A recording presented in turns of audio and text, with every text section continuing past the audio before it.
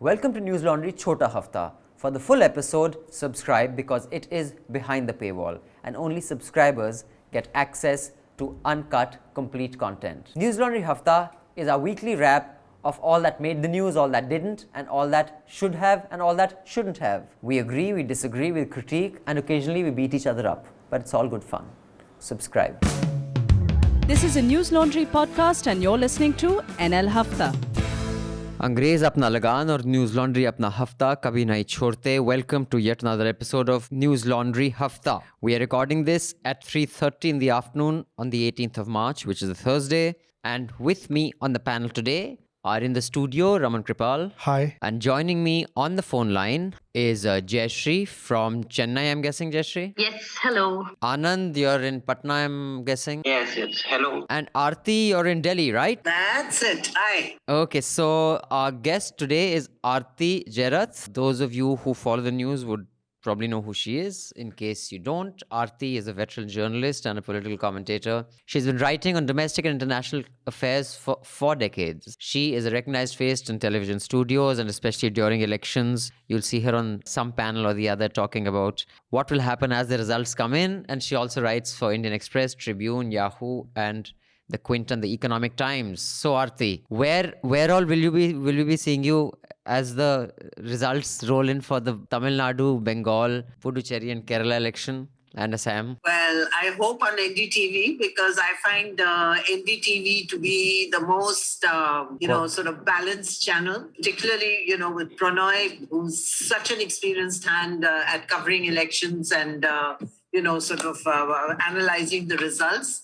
And I always enjoy, the sessions with him because he brings so much history and perspective into the analysis of the election results. But we also often see you on other channels, right? You come, you appear. I've done a lot of election analysis with Arnab Goswami when he was in Times Now. Yeah. Then when he went to Republic, I also joined him then, but not anymore. Why? Now I kind of. Why don't you I join? find Republic TV to, they seem to have too much of an agenda.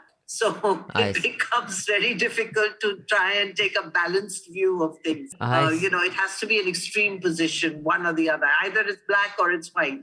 So there are no shades of gray.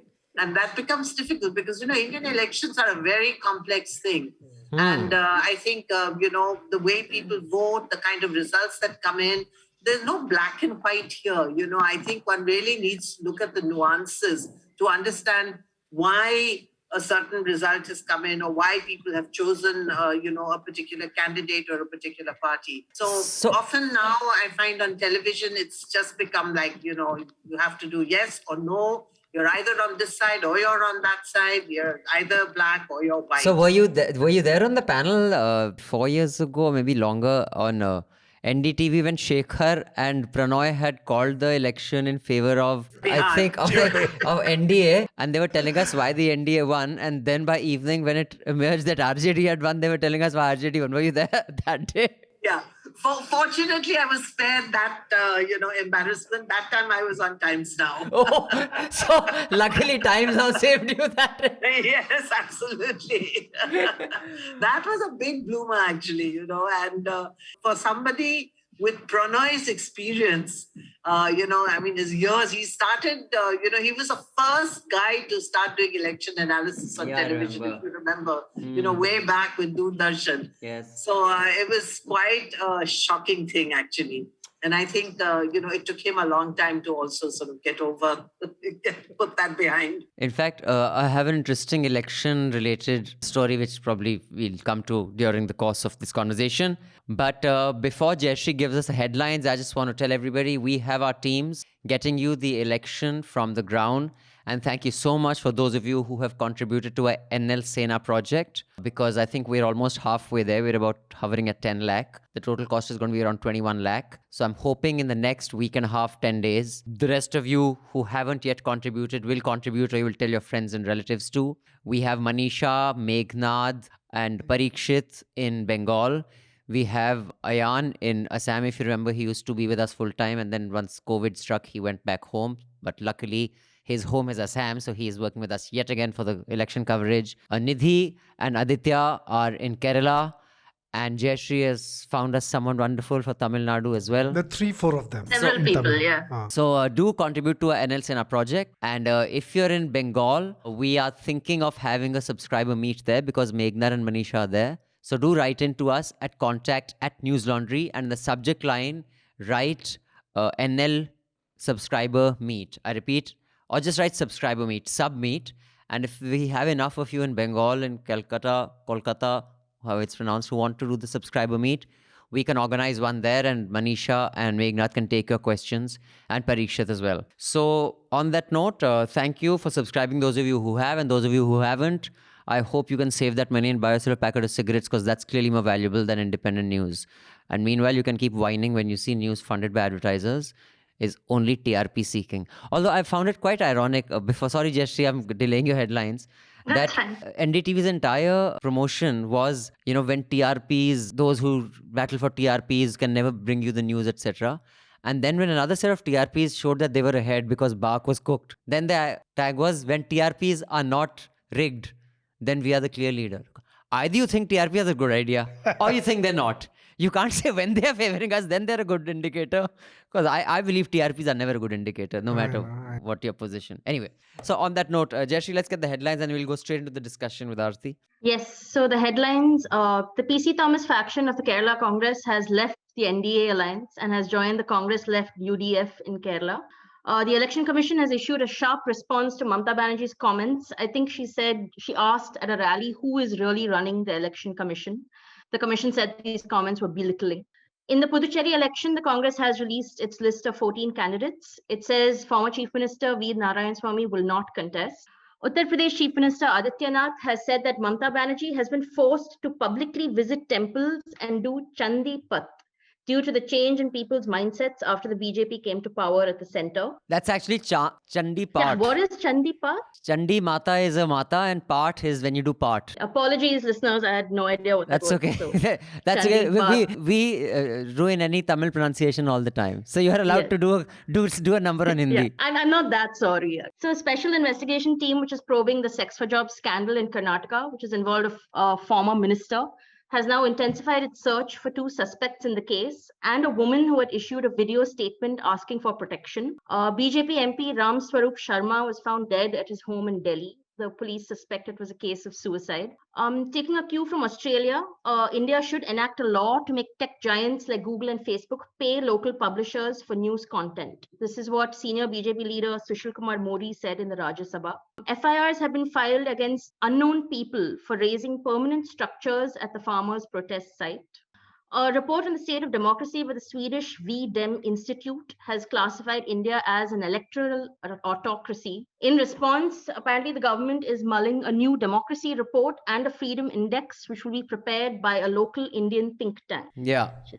Wildly over-the-top response. But And also Jaishankar in that India Today conclave said that we don't have to go by their agenda laden. We don't need lectures from them. And that was, of course, quoted in the newspaper the next morning. And Rahul Connors proudly tweeting, what was said at the India Day conclave found its way to the front page of every paper. That's the thrill of conclave.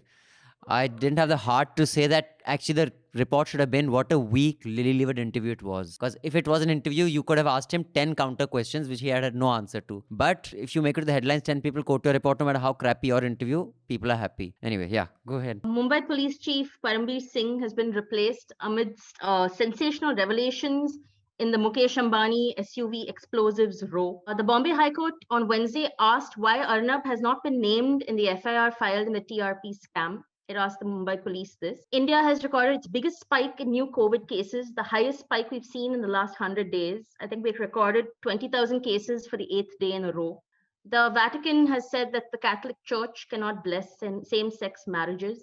Less than 2 years after stepping down as Vice Chancellor, Pratap Banu Mehta has resigned as professor from Ashoka University.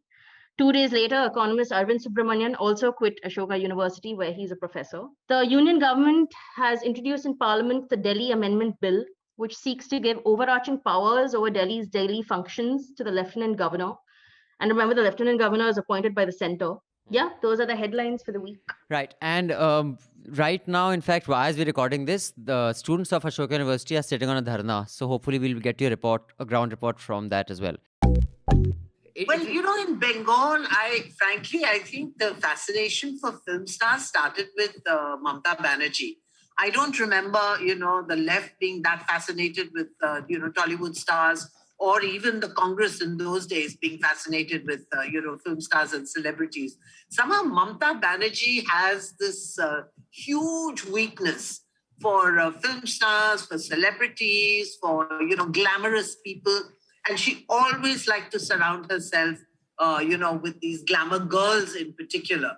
And, the BJP just seems to be, the BJP doesn't seem to be very original in Bengal. It's just doing exactly what it's trying to better Mamta at her own game. So if Mamta Banerjee, goes for film stars and celebrities, the BJP will also go for film stars and celebrities and say, well, these are mine. You may have those, but I have these. So basically, that's the kind of competition that is going on. And it's really sad that the BJP has had to go for, an aging film star like Mithun Chakravarti, who was, quite a hero in Bengal in his heydays. But now, you saw him that day at the PM's rally, looking quite old and quite worn out, and wearing, some kind of a woolen cap on his head in the middle of summer. It's pretty hot in Bengal. I think he was basically. He was making sure that he lives up to the Bengali stereotype. Monkey cap. The monkey cap. But I think... in March, in the month of March, can you imagine? But what I thought was actually most rather sad was his interview. I think it was an ABP anchor who was taking his interview, where he was refusing to answer any questions. He said, I'm a very small person. Don't ask me this. Ask the BJP leaders this. About farmers' workers, don't ask me this. No, don't ask me this. I don't know anything about this. I feel Tamil Nadu's political history with cinema is extremely different from what we see in other states. Because if I remember correctly, in the early days of Dravidian politics, things like theatre and cinema were the movers to promote Dravidian politics centered on Tamil identity. So, for example, movies were where you could assert things like Tamil nationalism and ideas of secularism and so on. And so it happened that most of the prominent members of the DMK were therefore part of the world of cinema. With respect to celebrities now, there's Kamal Haasan. There is Vijaykanth is still around. His party, the DMDK, which is one of the several third fronts in Tamil Nadu. Kamal Haasan himself, I think, has partnered with Sarath Kumar. They've gotten into alliance. I think Khushbu's contesting from somewhere. There's Khushbu, who left the Congress to join the BJP, much to everyone's shock. There are a handful of smaller, maybe like B-grade celebrities as well. But no, that entire star power is pretty much absent. Identity is so, you see, now there can be variables and constant, just like in mathematics. You can have some constant and some variables. Now, that tends to sometimes shift. Ultimately, as a conglomerate group can have certain patterns of voting behavior, but ultimately they are individuals, and that varies. In, say, Bihar elections, number of caste groups sometimes swing from one political formation to that other formation. If you look at the data and use on these data, you say is like CSDS produces a data of the social group voting behavior post election surveys. The Hindu and Frontline publish it. CSDS, you can have it, but these are also a very sample data. You don't have very solid empirical evidence to say that this group voted like that or that.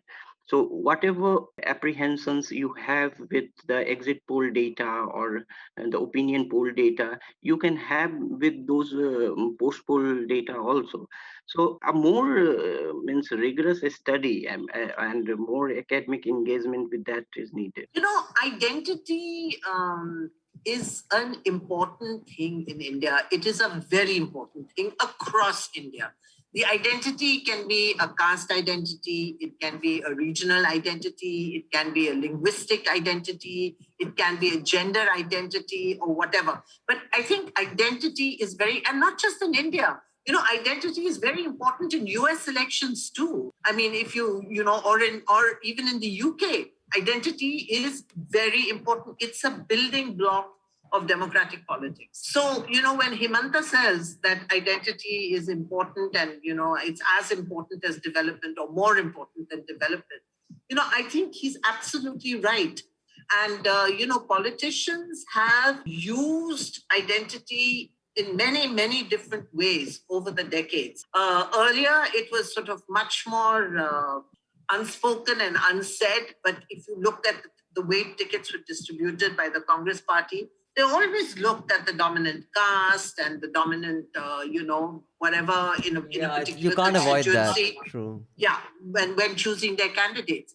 And then, of course, when Mandal happened, then I think identity politics were really sharpened. Identity politics grew sharper and really came to the fore, because then you talked about it openly. You talked about caste openly. And then you had a Dalit party and you had a backward caste party. And then, of course, from that cauldron came a Hindu party, like, the BJP, which was unashamedly called itself a Hindu nationalist party. So, identity politics has just sharpened over the decades. And today, I think it is a very critical ingredient in Indian politics. And hey, you remember Narendra Modi, when he was fighting Gujarat elections, he talked about Gujarati Asmita. Yeah, Gujarati. That was one of his major planks, when he fought, the Gujarat elections. You have, Mamata Banerjee talking about Baire and Oire, or whatever it is in Bengali, outsider and insider. She's also playing the Bengali identity card to the hilt. You remember Nitish Kumar in 2015, when he was talking about Bihari and non-Bihari and, sort of describing Amit Shah and Narendra Modi as outsiders. And he said, test my DNA. My DNA will show that I'm a Bihari. So, I think identity is a very critical factor in, Indian politics. I think a party that uses it cleverly and wisely, does very well. Something the DMK obviously is all about Tamil identity and all that. But one thing I did notice in their manifesto is that they had this entire thing to prove that they are not an anti-Hindu party. I think they've promised 1,000 crores for restoration of temples. They've promised spiritual treks to like Rameshwaram and Tirupati and so on. I feel like this just shows how polity is changing. Like, so even as we hold on to our regionalist identities, there's this sort of need to pander to the greater majoritarian Hindutva or Hindu identity as well. So this is one of the first times I'm seeing it so closely within the DMK as well. So guys, we have two News Laundry Sena projects up. One is for the iOS and Android app. And you can see out of the 15 lakh, we've almost raised 10 lakh. We're just 5 lakh short. We've already started work on the app. So I do hope you'll top this up, because I promise you we'll bring you an app that you love. It'll make your News Laundry experience way smoother and more comfortable and less cluttered. But I really need you guys to top up that NL Sena project. And the second NL Sena project is the election coverage. We have our teams all over the country. Now we want to bring you ground reports. We have done enough payloading yarn about dekho ye waise karen, ye waise karen. Now we're putting our money where our mouth is. Our reporters will show you how reporting is done. But like other networks, we don't take our money from advertisers. Do contribute to the NL Sena project. Go to newslaundry.com. I repeat, newslaundry.com. Click on Sena and do contribute. And I think it's quite a big, significant thing. It also, both structurally of what it's actually going to do to the governance of Delhi, and if this is what is to be said to the governance of any union territory. And it also gives an idea of how the BJP works. The bill that has been introduced, they're calling it the National Capital Territory of Delhi Amendment Bill 2021. Now, they've introduced this bill when the elections are on, so it will not find headline space. But it is something that is worthy of headline space, because what this bill is asking, that actually Indian Express has done a good explainer on this. It says that in the statements of objects and reasons section, the centre claims the amendment bill seeks to give effect to Supreme Court's interpretation, and that it further defines the responsibilities of elected government and the Lieutenant Governor. Basically, cut a long story short, without the Lieutenant Governor's nod, Delhi government will not be able to do jack. And the Supreme Court at that time, without offending the central government in any way, had pretty much cleared that it is an elected state government that will govern. And on the advice and aid and advice. But they are the final call. So now this bill seeks to actually reverse that Supreme Court judgment. And this is significant.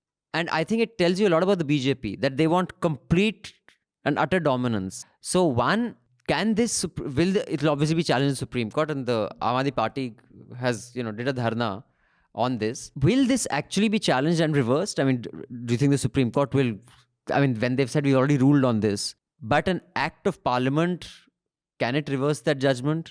And if it does it go against the basic structure? Because an act of parliament can, like a Shah Bano case, it can reverse, but it can't reverse something that goes in the basic structure of the constitution or governance. So, and if that happens, what future does the Aam Aadmi Party have? It would have been so nicer for the BJP to let Arvind Kejriwal work and let him be busy with the Delhi as Delhi CM. But now they have really, it's really a dangerous game. They, as Aarti said, they are really touching the live wire. See, Delhi is what? Delhi territorially divided into three: Delhi Cantonment, NDMC, and the rest of the Delhi. Okay, so NDMC and Delhi Cantonment directly they come under the central government, and then you come to the other things like land and the Delhi policing, which is entirely with the center. Now, it only reflects the BJP's disdain towards the judicial process. But having the democratic having said that, I think Congress has also done that in the past. That is why you have so many amendments to the constitution. Correct. So as and when Supreme Court will come up with certain decision which goes slightly against the center, so center is not able to tolerate. So whether BJP or the Congress, so that is why we have over 100 amendments to the constitution. So in this case, I think it will definitely be challenged. What will happen to it? We don't know. We'll see. We need to look at the constitutionality, as Aarti said. I think this is Amit Shah's revenge on Arvind Kejriwal for defeating him last year. Okay, another couple of announcements. Mufat Khors, Hafta is behind the paywall. Those of you listening to this on YouTube, etc., you'll only get the Chota Hafta. For the full Hafta, you have to subscribe and come behind the paywall. And you get other benefits, like you get invited to NL Recess. You can interact and ask questions. People like Ramchandra Guha, Gulzar, the superstar from the South, Siddharth, and many others. And you also get to ask us questions in the Hangouts that we do. So do subscribe and get access to the full Hafta. And those of you who are already subscribers, well, you can gift the Hafta to a non-subscriber. You can help us spreading the word on Hafta, and it can be the first experience for many people who don't know about News Laundry. Introduce NL Hafta to friends and family who are not subscribers, and do that by clicking on the gift story. So you have a gift story icon, click on gift story on the Hafta page on our website. It will generate a unique link, and you can share that with your friend, and that one friend can access Hafta. No, I agree with you. I think I have no love lost for Arnab Goswami. I feel no pity for him or empathy or anything. But at the end of the day, I think it's been since October. So it's been, 5-6 months? Nothing. He's not been named at all. All we had last time was those WhatsApp documents which were leaked, and then nothing further after that. So he has a very valid point. Why isn't he named in the charge sheet? I think it was a kind of revenge, by the Sena to just silence him, and they have. Yeah, they have silenced him. Shut up. Yeah. They dug out that 2018 case also after all these years. Suddenly that's been sort of resurrected again. Why? It's all part of a greater thing, which is to go again to take on Arnab Goswami. He moved out of Bombay. He doesn't challenge Samna anymore. He doesn't challenge the Shiv Sena's CM anymore. India में यही काम करता है. So now he's come to know that in case, even if the case is withdrawn, if he does something again, Sena is going to come up with another case against him. Professor Varshney's interview with Rahul Gandhi. Many people are mocking it when he spoke about it, Shunyata. Has anyone seen it? No, I have not. Jayashree Anand, has anyone seen that interview? No. But are you aware of the interview I'm talking about? No. So Professor Varshney, that's how you pronounce his name? He's in the Brown University. Yeah. So those of you who may not know about Brown, it's supposed to be one of the most liberal universities in the US. And he's a professor there. They had a video interaction with Rahul Gandhi, and he spoke about Shunyata and how Bapu had spoken about Shunyata and basically making yourself Shunya or whatever else it is.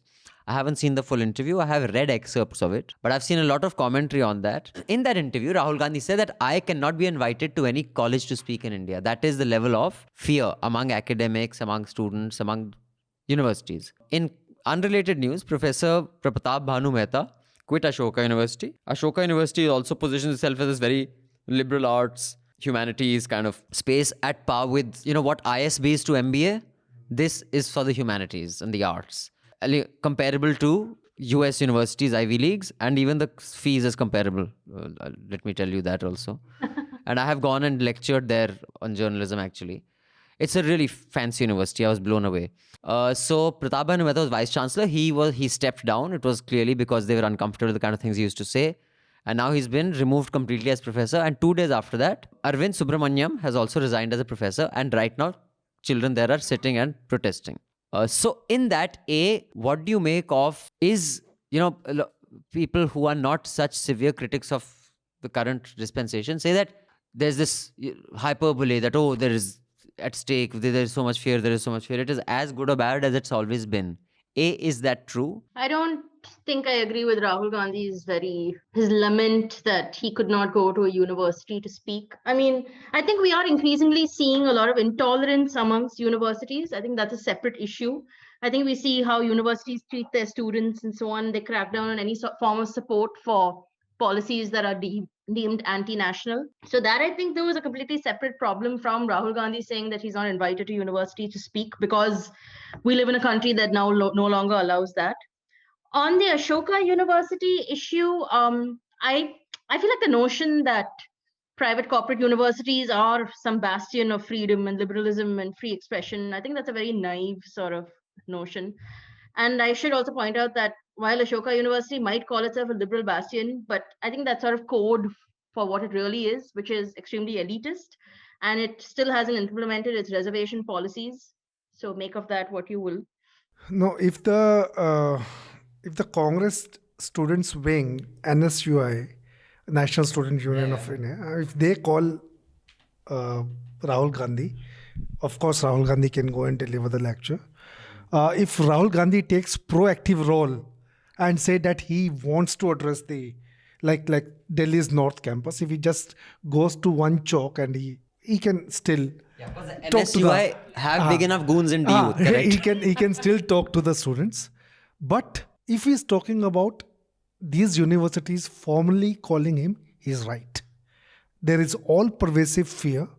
Okay, what is happening with the PB Mehta in Ashoka University? That is also, Mehta was the vice chancellor. I think 2 years ago. 2 years ago, yes, he resigned. So this thing is continuing, and if one article is to be believed, which I think hasn't been, there is no counter reaction to that article. That article is talking about that the Ashoka University has sought some extra land, in Haryana, and they are not getting sanction for that. And this is one. Secondly, they also want, one curriculum which the HRD ministry should acknowledge that curriculum. So these two things are not happening. They are pending, and they feel that if there is a pressure on them to remove this PB Mehta, and then basically माता को बलि चाहिए, बलि चढ़ाओ किसी को. I know. I mean, I think this is a story. I mean, again, I don't know whether it is right or wrong, but some story has come and nobody has reacted. This is the one in the wire where this one. I don't know. I saw it somewhere. I think it was in the wire. Yeah, I saw it somewhere yesterday. And I think there is a fear. I mean, I challenge any university in BJP ruling state or any central university to an officially invite Rahul Gandhi. Rahul Gandhi. Nobody will invite Rahul Gandhi. All of you listening in, the Chota Hafta, do subscribe so you can listen to the entire Hafta.